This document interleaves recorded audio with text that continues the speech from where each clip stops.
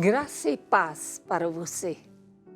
É com grande alegria que daremos continuidade ao projeto Núcleo Luz do Mundo, leitura orante da Palavra de Deus. Por ocasião da comemoração do centenário de fundação da Arquidiocese de Belo Horizonte e o cinquentenário do mês da Bíblia. Sou irmã Romi Alt, das Irmãs Paulinas, e é uma alegria ter sua presença. Esse nosso encontro semanal tem como objetivo favorecer a espiritualidade bíblica e a familiarizar-nos com o método de leitura orante.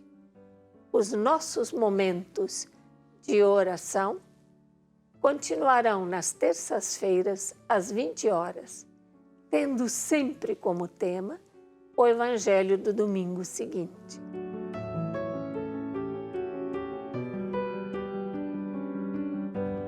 Rezam conosco José Rafael de Araújo e Elaine Dumont, que fizeram a experiência da Palavra de Deus e se colocam a serviço de suas comunidades nos grupos aos quais pertencem, como no dos tutores dos cursos à distância no SAB, Serviço de Animação Bíblica. Pegue agora a sua Bíblia no Evangelho segundo a comunidade de Lucas, no capítulo 1, dos versículos de 1 a 4 e do capítulo 4, versículos de 14 a 21. Convido agora o José Rafael para conduzir a nossa leitura orante. Obrigado, irmã. Graça e paz. É uma alegria estar aqui com você para a nossa leitura orante.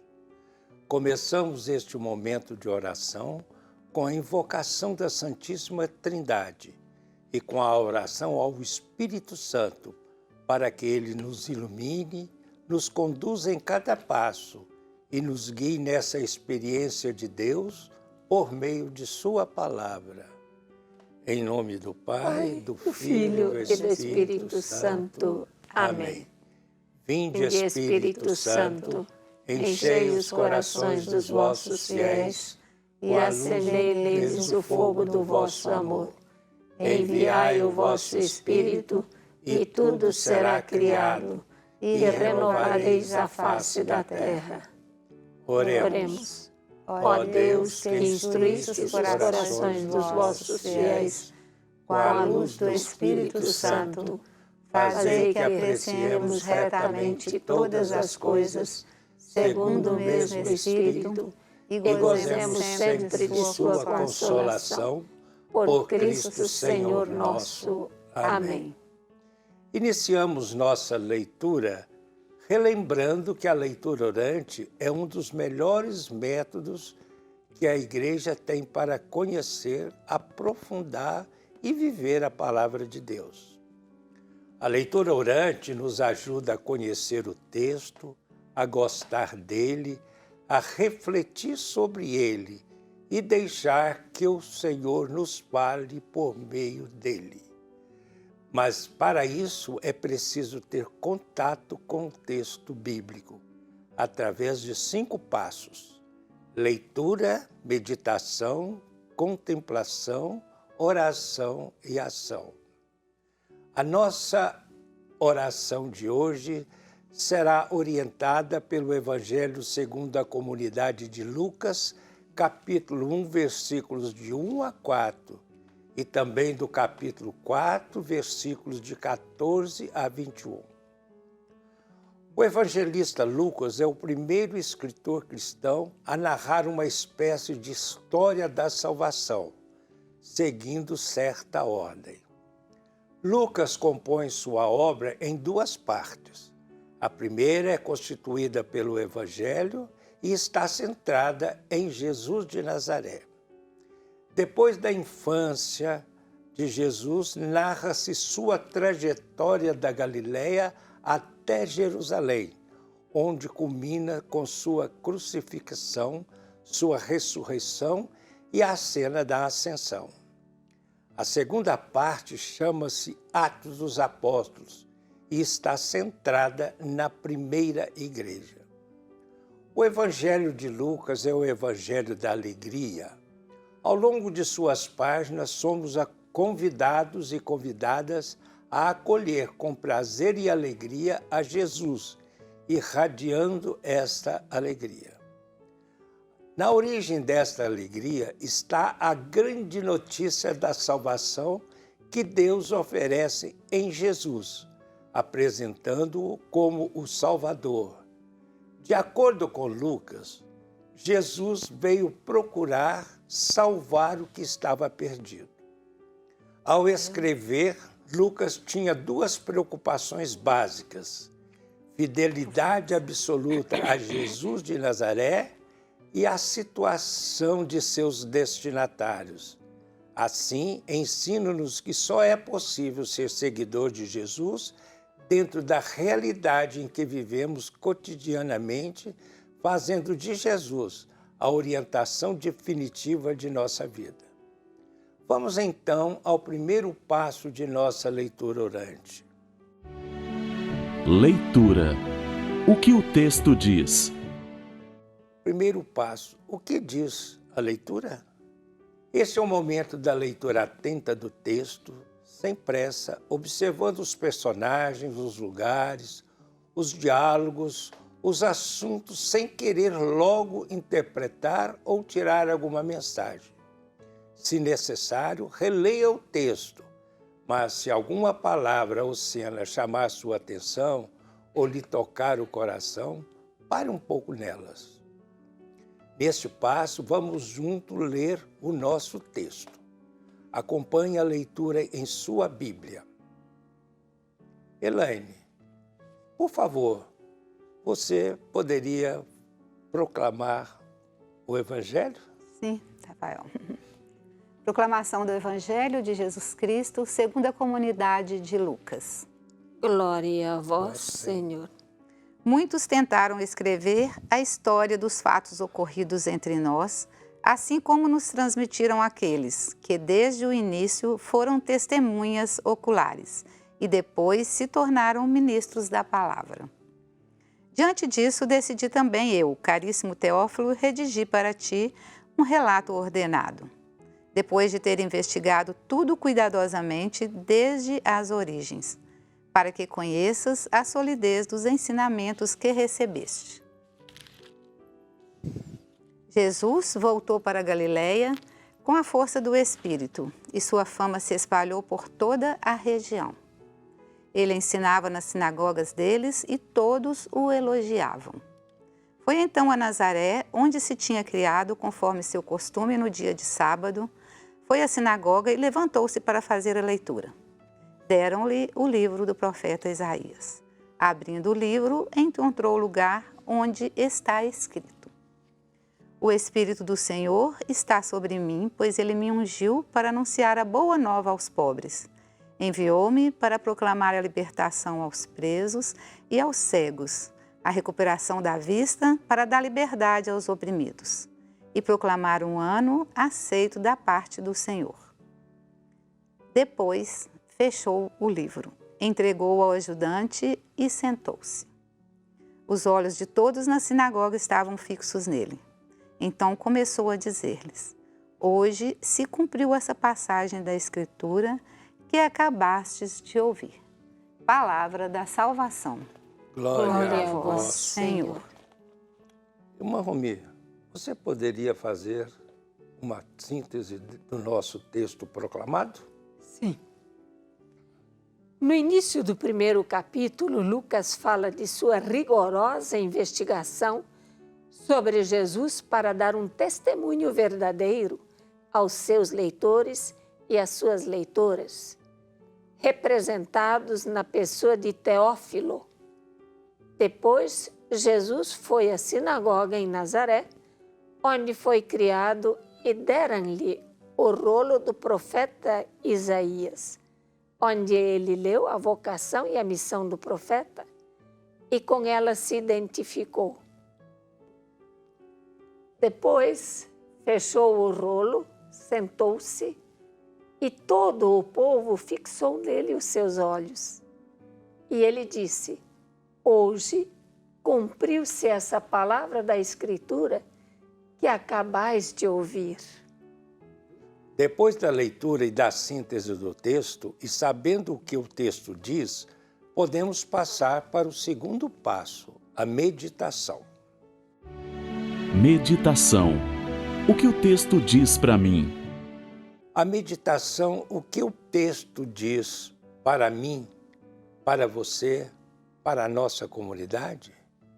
É o momento de trazer a palavra lida para dentro de nós, entrando na cena, observando onde Jesus se encontra, que ações são praticadas por ele, a presença de outras pessoas ou personagens, a quem Jesus se dirige e que ensinamentos ele faz. Essas observações permitem perceber os significados do texto nas entrelinhas, ajudando, portanto, na meditação. Então, poderemos responder à pergunta: o que o texto diz para mim, à minha comunidade e ao meu tempo histórico? Jesus apresentou o seu programa de vida e precisamente é este programa que ele propõe aos seus seguidores e às suas seguidoras. São como cláusulas pétreas da missão de Jesus e dos cristãos, e das cristãs também, de todos os tempos e de todos os lugares. Observa que Jesus não fez uma opção preferencial pelos pobres, mas esta é a sua opção incondicional, desde o início. O pobre é a razão de sua missão, seu maior e principal objetivo, que não pode ser negligenciado em nenhuma hipótese. Tanto o rico de dons e de bens, como o pobre rico de dons e pobre de bens, necessitam de Deus, e Ele só é o Senhor absoluto da vida do rico e do pobre. Todos, ricos e pobres, são convidados a ser pobres, reconhecidos de que Deus é o doador de todos os bens, e a ninguém é dado o direito de se apropriar dos bens de uns e de outros, mas a partilhar os dons e os bens. Esta é a proposta do Evangelho de Lucas. Não podemos esquecer esta verdade. A opção pelos pobres e contra a pobreza, tal como aparece no Evangelho, não é uma questão ideológica, filantrópica ou política, partidária, nem uma moda posta em circulação depois do Concílio Vaticano II e de Medellín. É a opção do Espírito de Deus e que anima a vida inteira de Jesus na busca do reino e de sua justiça. Deus não pode reinar no mundo sem fazer justiça aos últimos. Esta afirmação traz consigo o seguinte: o amor aos pobres e contra a pobreza é dom de Deus. Vimos que o primeiro olhar de Jesus não se dirige ao pecado das pessoas, mas ao sofrimento que arruína as suas vidas e que toca o seu coração. Não é o pecado, mas a dor, a opressão e a humilhação que homens e mulheres padecem. Jesus nos alerta que nosso maior pecado consiste precisamente em fechar-nos ao sofrimento dos outros para pensar apenas em nosso bem-estar. Houve tempos em que a teologia cristã dirigiu sua atenção mais ao pecado das pessoas do que ao seu sofrimento. Hoje, essa consciência eclesial é muito voltada ao ser humano, levando em conta as questões que atingem, na sua condição de vida digna, a igualdade, a justiça, que atingem diretamente ao pobre, independente de cor, de raça, de gênero, de opção sexual, um dos traços mais escandalosos e insuportáveis da conduta de Jesus. Ainda atualmente, é a sua decidida defesa dos pobres. Estou aqui pensando na feliz escolha de Jesus e que ele fez do rolo do trito de Isaías 61, 1, 2.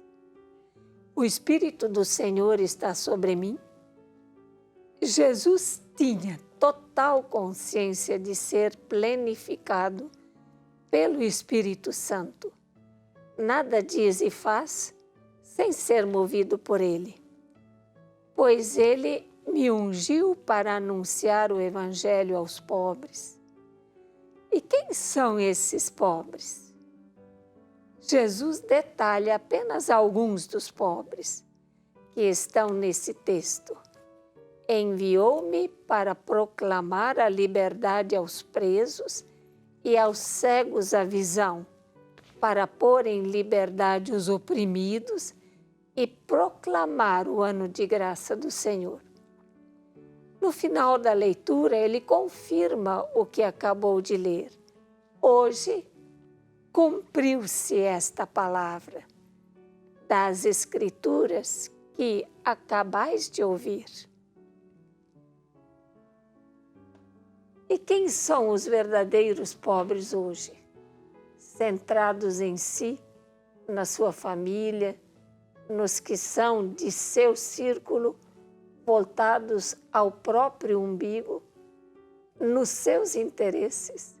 Eles têm os olhos e não veem, têm ouvidos e não ouvem, têm voz e não falam a verdade, têm pés e não pisam na realidade dos favelados, de uma ocupação ou de um assentamento, de um campo de refugiados, do centro das cidades, onde perambulam os moradores de rua, onde se juntam os desempregados ou os sem renda para viver uma vida muitas vezes indigna à vida dos seres humanos. E, no entanto, são filhos e filhas do mesmo Pai, convidados a serem irmãos e irmãs de todos os seres humanos. A estes, Jesus pronuncia, a estes que são ricos e não abrem o seu coração para o outro. Ai de vós ricos, fartos, festeiros, e todos vós que são elogiados. Aos pobres, segundo Jesus de Lucas, quem são? Os desprovidos de bens, pois deles é o reino dos céus. Os que agora passais fome, pois sereis saciados. Vós que agora estáis chorando, pois haveis de rir. Vós que agora sois odiados, e se vos expulsarem e injuriarem, quando banirem o vosso nome como coisa má, por causa do Filho do Homem. Jesus diz a estes, alegrai-vos nesse dia e exultai, pois grande é a vossa recompensa. O Deus de Jesus não é o aliado de uns poucos, nem é o Deus dos piedosos, dos poderosos e dos sábios. É, sobretudo, o Deus dos marginalizados, dos excluídos, dos enfermos e pecadores. Este é o Deus dos cristãos, seguidores e seguidoras de Jesus de Nazaré. Existe uma realidade que nós, cristãos e cristãs, precisamos ver com absoluta clareza. Não se pode anunciar nem viver o Evangelho de Jesus senão a partir da defesa e solidariedade aos pobres. Não é qualquer teologia, nem qualquer evangelização, ou mesmo qualquer ação pastoral que é igualmente fiel ao Espírito de Jesus. A teologia é discurso vazio se não leva a boa notícia de Deus aos pobres. A evangelização não é plenamente evangelização se não denuncia a injustiça que gera a marginalização. A pastoral se esvazia de conteúdo cristão se esquece o serviço aos últimos. O Espírito de Jesus continuará nos interpelando a todos a partir do sofrimento dos desempregados, dos pobres, dos famintos, dos doentes, dos moradores de rua, dos prisioneiros, enfim, todas e todas que vivem nas periferias do mundo.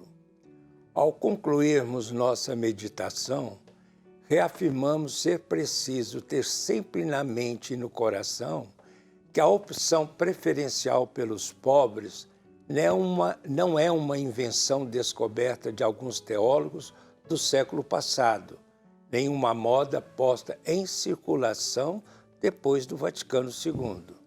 É a opção do Espírito de Deus, que anima a vida inteira de Jesus e que nós, seus seguidores e suas seguidoras, devemos ser fiéis na história libertadora da humanidade. Então, agora podemos passar ao passo da contemplação. Contemplação. O que o texto me leva a experimentar? A contemplação. O que o texto me leva a experimentar diante da presença de Deus que me fala? Depois que lemos o texto e meditamos sobre ele, chegamos ao passo da contemplação. É o momento de dar espaço para que Deus quer falar conosco, através de sua palavra. Contemplação é deixar-se iluminar pela palavra de Deus numa atitude de escuta, silenciando a mente e o coração e dispondo o nosso interior para ouvir o que Deus tem a nos falar. E para ouvi-lo é necessário uma atitude de escuta, silenciando a mente e o coração. Durante a meditação, você observou a doçura do olhar de Deus, conversou com ele e com seus discípulos e até ouviu Jesus perguntar que solução você tinha para o problema da fome tão cruel nessa realidade atual? Ouça Deus falar ao seu coração.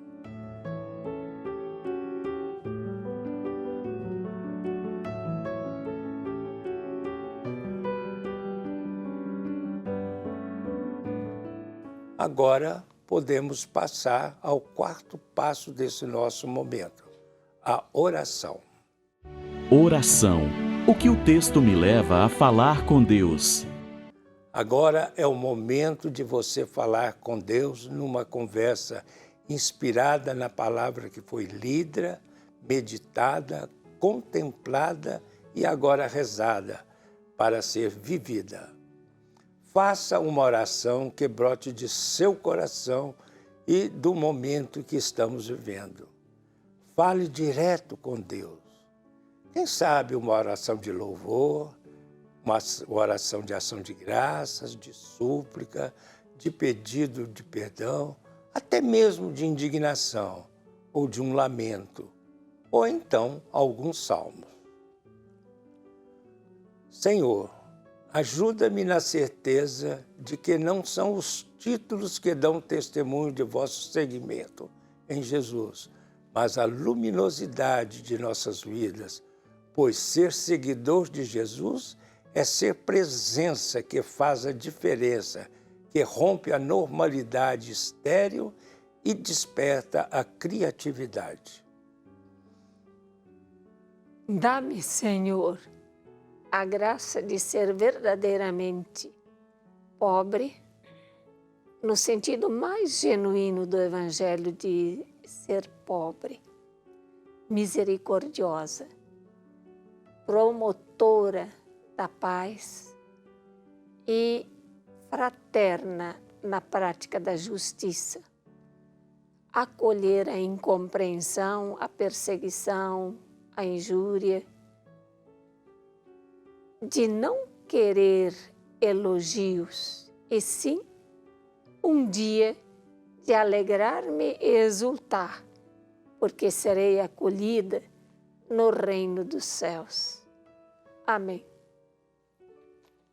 Senhor, que eu tenha certeza que você não foi simplesmente a doce e mansa figura de Nazaré.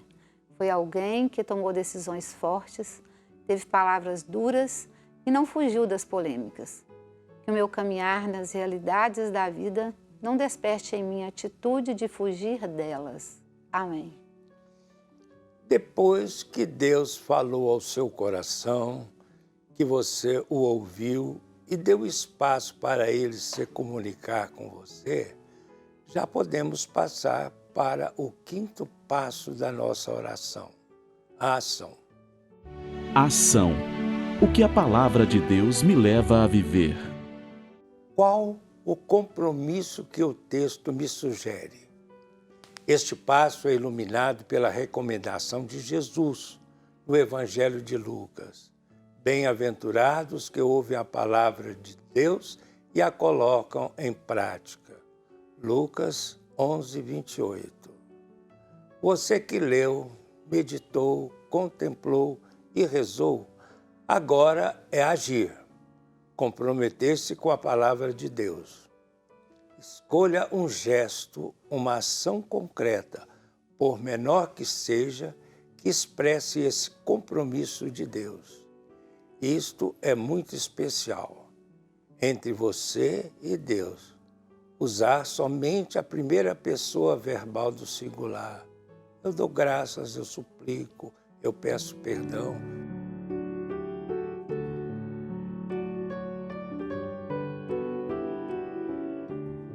Ao concluirmos a nossa leitura orante com o sinal da cruz, em nome do Pai, do Filho e do Espírito Santo. Amém. Amém. Configurados em Cristo, ouçamos também dizer: Pai nosso que estais nos céus, santificado seja o vosso nome, venha a nós o vosso reino, seja feita a vossa vontade, assim na terra como no céu. O pão nosso de cada dia nos dai hoje. Perdoai as nossas ofensas, assim como nós perdoamos a quem nos tem ofendido, e não nos deixeis cair em tentação, mas livrai-nos do mal. Amém. Agradecemos a sua presença nessa leitura orante.